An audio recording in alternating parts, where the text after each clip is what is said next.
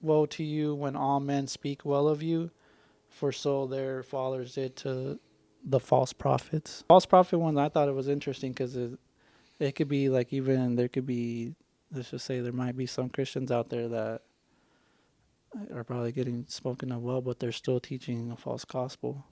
You might have a lot of followers, but if you're teaching the wrong gospel, then there's a woe. But I am afraid that as a serpent deceived Eve by his cunning, your thoughts will be led astray from a sincere and pure devotion to Christ. For if someone comes and preaches another Jesus than the one we preached, or if you receive a different spirit from the one you received, or if you accept a different gospel from the one you accepted, you submit to it readily enough. 2 Corinthians 11:3-4. That was my reading today. And it just, when you said that about there's some Christians that are out there that will be a false prophet and preach a false gospel, preach a false Jesus. It just the Holy Spirit sparked it.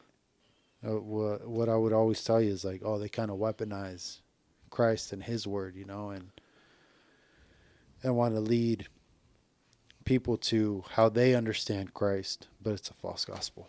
Yeah, and like how Bishop Barron says, right? We don't have an encounter with the Lord without Him sending us on mission afterwards. Is the podcast that you just sent me 2 days ago? That towards the end, he's like, yeah, you don't have an encounter with Christ and the Holy Spirit without Him sending you on mission We afterwards. all have a mission. Yeah, and it's like, here we are.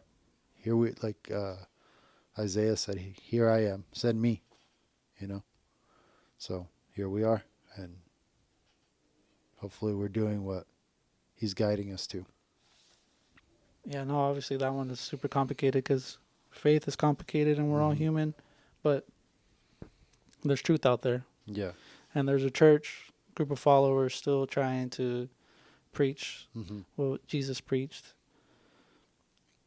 And how he teaches, and I've been saying it in the last couple of podcasts, but how he wants us to worship him.